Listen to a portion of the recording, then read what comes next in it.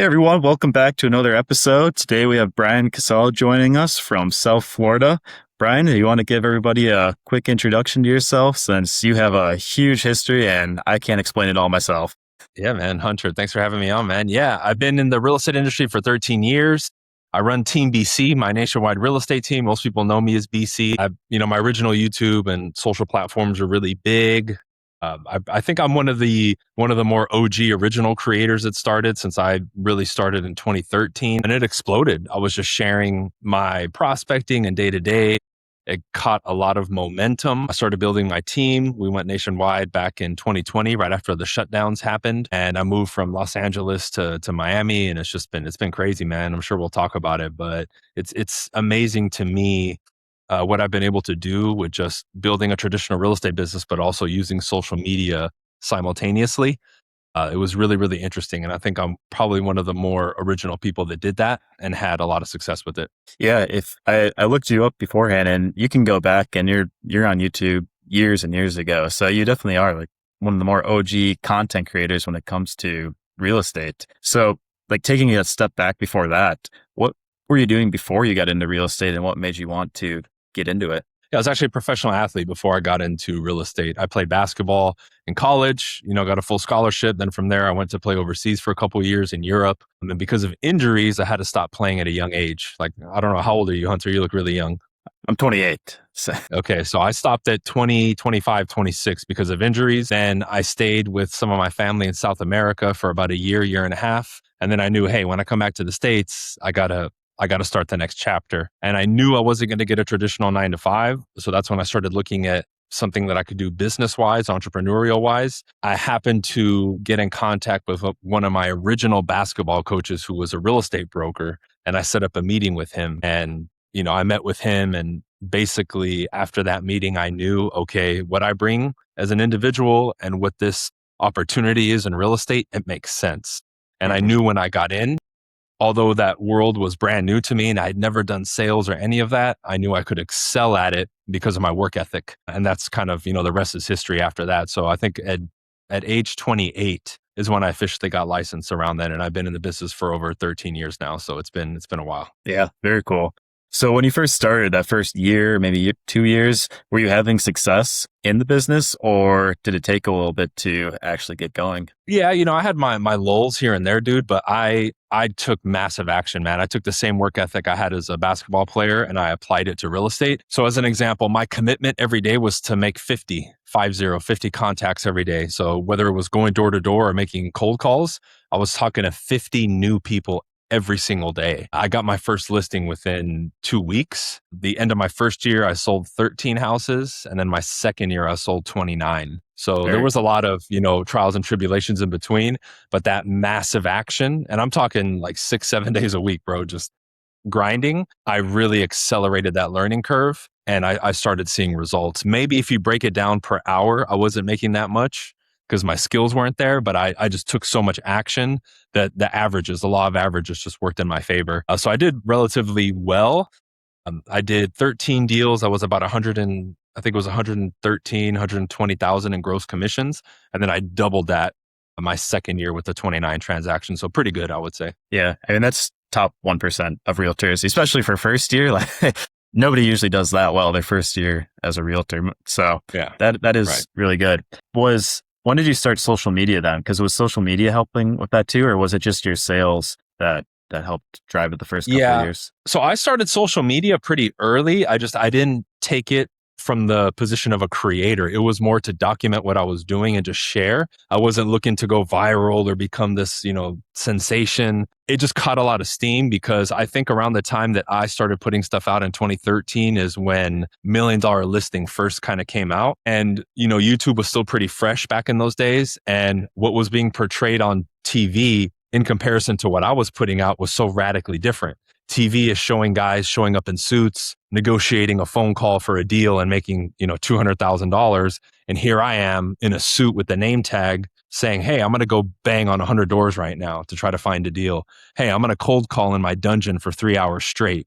right? So I think that contrast is probably initially what got people to really buy into and tune into my brand because of that difference. But social media really didn't feed into the success of my business. It was initially those first 3-4 years, 100% the traditional work. I started building a personal brand before I even knew what it was, if that makes sense, right? So it was the traditional work. And I think my success and consistency in that and showing it is what helped drive my social media growth. Yeah.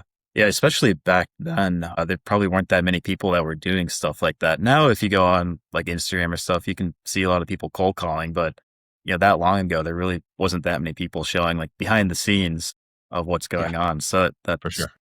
that's cool. So now you have a team, right? So you're with Real Broker, how that's structured, it's not where you're the broker, right? But it's you have people underneath you and then they still work as a team. So when did you start doing that? And how does that function? Yeah. So when I decided to go nationwide with my team back in 2020, officially, we were with EXP back then, right?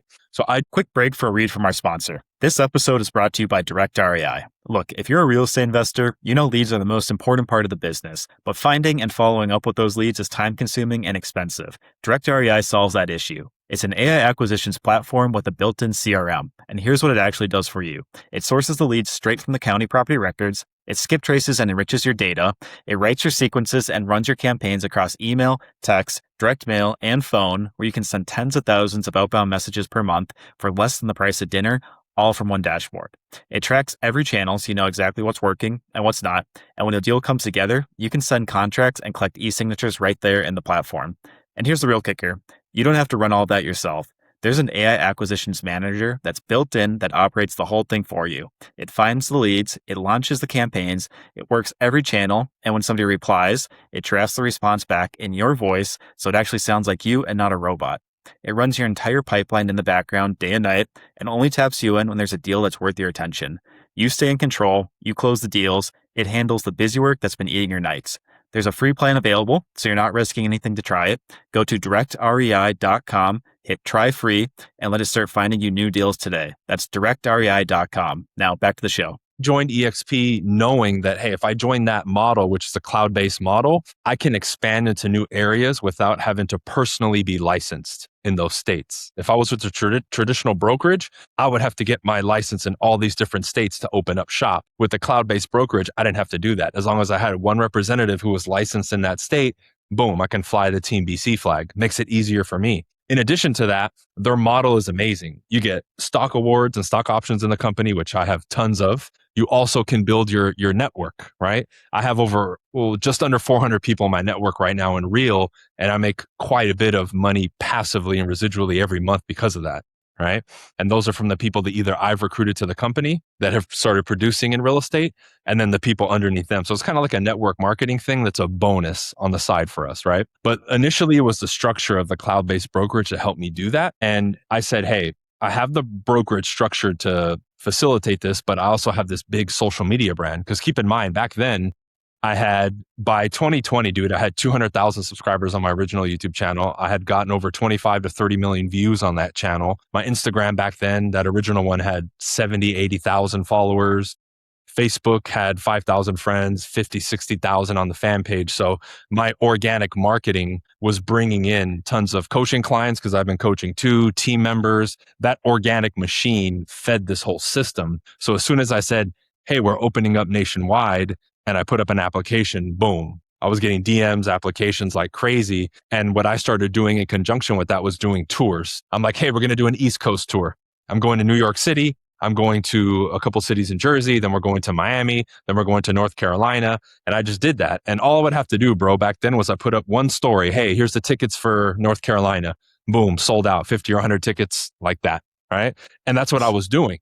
So I combined the social media growth with touring, and that's what initially got me my first 20, 30, 40 people on my team. And it became pretty easy, but I use both, right? I still use a traditional structure, but I also made sure to use social media to kind of have a two-headed monster, if that makes sense. Yeah, no, that definitely makes sense. So a lot of the people that join, do they join your team because you also provide something of value? Like I see that you do like sales training, for example. So is that something people on your team, you have additional resources for them, or why would somebody join your team? What was your pitch, or what is your pitch to people when Yeah. you want them to join? Yeah. Well, if somebody wants to join my team, I think they want to be a part of something bigger because, of course, I built the business myself and I open up all those systems for them and help them out. But at the end of the day, I think somebody has to join my team or another team for more than that.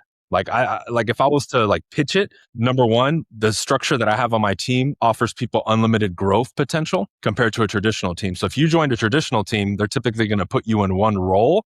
And then if you want to start building your operation within the team, you can't do that. You would have to leave and start your own team. I don't do that with my structure. I have different levels of leadership, and then I allow individuals to come in, and if they start doing really well, they can build their own team within my organization and still Okay. operate almost independently, if that makes sense, right? Number two, our splits are merit based, and the more that you produce, the more that you keep. And when I compare on paper, what my agents pay me compared to other people, they pay me way less. So they keep most, if not almost all of their money. So it's not me taking a ton of their money, which is one of the other main reasons that people leave, right? Number three, when most agents join a traditional team, all of the production goes under the team leader's name. I don't do that. I get paid on the back end for the deals, but your name goes on all the deals, not mine, right? Mm, And a yeah. lot of people hate that in the traditional team structure because then when they leave, it's like they're starting over brand new, right? And the Yeah. last one is I let you keep what's yours. On a traditional team, most of the time, Hunter, if you join, everything that you do with them belongs to them. So if you accumulated a database of 500 clients, when you leave, that database stays with them and you signed a contract for them to keep that. If you leave me, you can take your database. It's all good. In addition to that, obviously referrals and our network, right? Like if somebody joins my team, it wouldn't be out of the ordinary for their first year with me for me to give them 3, 4, 5 transactions that I just hand to them. And Okay. I'm not Yeah. keeping all the commission on that. I'm letting them keep all the commission or only giving me a small fraction of it versus another team leader is going to say, hey, I'll give you this deal, but it's 50-50. Yeah. I don't really Okay. care about the money. I'm more about us producing more and helping accelerate the production of the agent versus me trying to take a bigger piece of the pie, if that makes Mm, sense. So in yeah. a nutshell, those are kind of some of the things. All I did was look at the team model and say, what are the flaws and how can I make it better? Yeah. No, that makes sense. So you don't even have to pitch it really. It's just what you provide. That's what attracts people to your team. And I think it's really one of those things like the data, their leads and everybody, letting them keep it is huge because that's like starting over a new business if somebody were to leave. So it enables people to come in knowing that they're not locked in with you, but they end up probably staying just because of how you have it structured Yeah, and more and than what you that, bro, I offer. think more than anything is I'm very authentic and I've always really put out who I am on social media. And it can be polarizing in a sense, but it works because if somebody joins my team, most of the time when I have that private conversation with them like this, like a one-on-one, they tell me, dude, I want to be a part of what you do in your community because I genuinely connect and vibe with you. And I want to be around people who are like that. I'm tired of the corporate structure or having to bite my tongue or feeling like I need to pretend to be somebody that I'm not. With you, I feel like I can work and be free. Like I don't police my team members' social media, right? If you want to share something let's say you collect stamps and you want to share it, go for it, dude. That's your passion. I'm not going to sit there and say, no, you can't say that. And I think more than anything, people connect with me on that, on a belief system level and an ethics level and a vibe level, which again, if you're going to be in a work environment with other people, you value that, I think, tremendously versus if you go into an environment where you feel like you're the enemy or you're on an island and everyone else is different. Right. And I think in today's era, people are so cautious and scared of getting canceled, kind of like I did back in the day, that when they see that I'm open with those types of things, it's very easy for them to connect with me. And I would say most, if not virtually everybody, connects with me on that level first before any of the numbers or anything else. Yeah, that makes sense. Because yeah, with social media, you have to be a little bit more, like you said, polarizing and a little more flashy to draw attention. But then when you're able to connect with them one to one, that's what they really appreciate, right? So like I saw 100%. you have a, so you have a Lamborghini then too, I think, or you did at some point, right? I did, That's bro. I that. did. I got that. Okay. Man, when did I get that? I got that in 20. I think I got the Lamborghini in 2016 and I had it for about 3 years. And I took it on rallies. That sucks, man, because a lot of that old footage was on my old channel that got shut down. So you can't pull up the footage anymore. But yeah, I had that car for 3 years and I shared all that. online. I was like, hey, the next goal is to get a Lambo. So I think a lot of people connected with me too, because I was always announcing what I was going to do. Hey, we're going to go nationwide with the team. Hey, I'm going to get the Lamborghini. Hey, I'm going to move. Hey, I'm going to do this. And I kept achieving those things. So it was almost like a measure of accountability. And people were saying like, man, this guy is literally telling us what he's going to do and he's doing it and documenting it. Right. But yeah, I had that Yeah. car for 3 years. I had a Porsche GT3 RS for a couple years. I also had a Toyota Supra, a 1997 anniversary edition. Oh, cool. I had an old Eclipse from the first Fast and Furious. I had an Okay. old Subaru Hawkeye STI, if you're a car guy. I had a Civic Nice. Type R, one of the new ones for a while. So I've had like a lot of cars, man. Yeah. Yeah. That's good on social media too. It's fun for yourself and you can kind of justify it for business as well. That's cool. So with your business now, do you do any investing as well, or is the main focus on your team right now? What's sort of the other focuses? And hey, hope you're enjoying this episode. I just want to take a minute to tell you about Sell the Earth. Sell the Earth is my land investing program where I teach the exact systems I use to buy and sell land every single day. My team and I complete over 100 land deals a year, so everything you learn comes directly from what's working in my business today and not outdated strategies or theory. One thing that makes Sell the Earth different is it's constantly evolving. Real estate changes, marketing changes, and AI is creating opportunities that didn't exist even a year ago. As our business grows, the program grows with it. We continuously update the training with the newest strategies, AI workflows, automations, and marketing techniques that we're actively using to find more deals and operate more efficiently. When you join, you're not just buying a course. We meet every week on live coaching calls where you can ask questions, review deals, and learn from other investors and myself. If you want more personalized guidance, we also offer one-on-one training to help you overcome roadblocks and accelerate your process. Whether your goal is to close your first land deal, create another stream of income, or build a full-time land investing business, Sell the Earth gives you the systems, support, and community to help get you there. If you'd like to learn more, head over to selltheearth.com. Now, let's get back to the episode in business and life. Yeah, so I've built up an investment portfolio over the years. I bought originally about a little over 10 years ago now, I bought my first investment properties in Texas at the tax deed auctions in Houston. So I bought 4 total there. One of them I ended up selling, but I still have 3 that I rent out. I invested in a duplex that I found going door to door in LA, where I'm originally from. And I ended up buying that as a JV with one of the agents in my office there off market. And then when I moved to Florida, I set a goal and commitment that within 18 months of moving to Florida back, when I moved in 2021, that I would purchase 3 more properties. And in the first year, I bought 3 more, a personal residence and 2 that I rented out. And then I ended up buying a boat slip that I flipped like a year later, and I made like a $70,000 profit on it. Cool. That's Yeah. Do you do a lot of flipping, or is that just a one-off scenario with that That was a flip right one-off. there? Yeah, I don't do Okay. the flips. Most like majority of my portfolio, like I said, that I still have is just buy and hold. I like getting that rental income, and I just like having that cash flow, because between that, what I'm getting with the properties and what I get from my company with my network, that alone would more than fund my lifestyle and give me bonus. So the coaching, the team, all that is just, it's more of a passion project now versus I need to do it to make money type of thing. Yeah, that makes sense. So I like to talk about acquisitions and marketing and how you find leads, because one thing you said is people that come to your team, sometimes you'll give them leads. What do you do for finding leads right now? Do you like SMS or cold calling or mail, or how do you find leads in your business?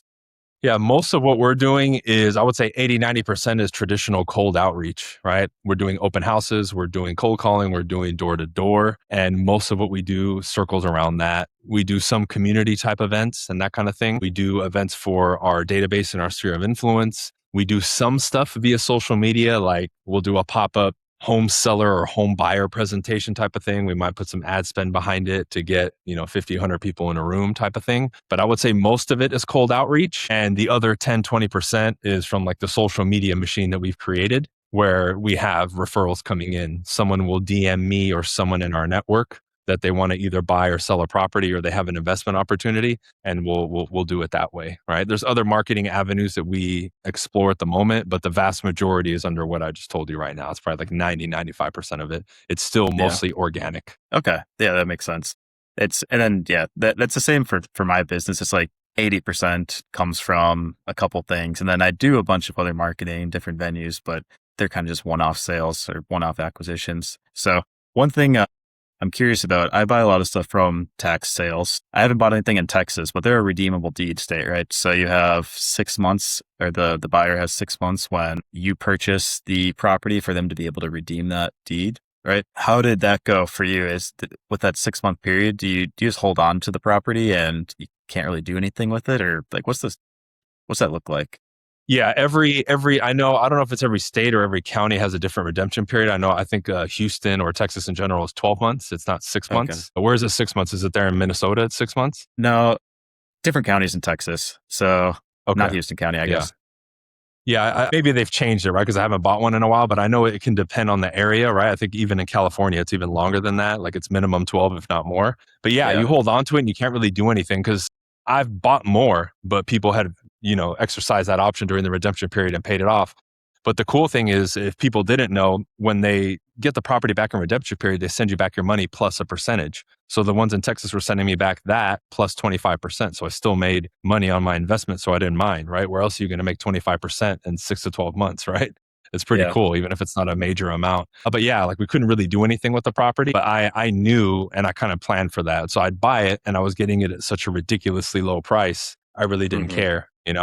But yeah, we just waited it out. And then if they did redeem it, I got my money back. But what I did was the way I learned that strategy was from an investor, and he built a whole team, right? He had the Okay. local realtor, right? He had a title rep to check the title.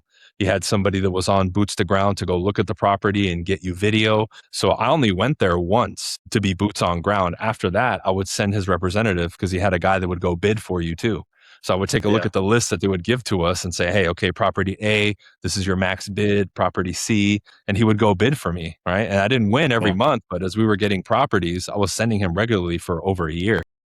And it Yeah. was cool. So I think I ended up actually purchasing six or seven. I can't remember because it's been so long, but I kept four. The other two or three were, taken back during that redemption period, but most of them I kept. Interesting. That's cool. I do mostly land. That's my background. So whenever I buy something and it's redeemable, it like never gets redeemed because of that. The people that are forfeiting those, they usually don't want them or Yeah. something for the reason. But it's interesting that people actually redeem properties like that. I didn't think that Yeah, happened and a lot of very those often. cases, dude, the tax debt was so low that it was easy. It was only a couple grand, right? If I had ended up like any of the properties that I bought that had over a $10,000 bid, they never redeemed it, right? Because two of them I got for over 10 grand, they never redeemed it. But the ones that I got, the reason I actually ended up bidding at the first one was the first property I saw bid, a lady got it for $1,200. And I was like, dude, Yeah. even if it's a dump for $1,200, like that's crazy. So I Yeah. decided to bid, right? But yeah, anything I got in that price range, it's a lot more likely that they're gonna, redeem it. At least that's been my experience. But anything more, once you get north of 7, 8, 10, 12, 15, $20,000, most people Hmm. aren't gonna come up with that money to get it back. Yeah. That makes sense. So do you still buy? I know you don't do the tax season anymore, but do you still try to buy a rental? Do you have a goal of buying like one every year, one every so often, or is it?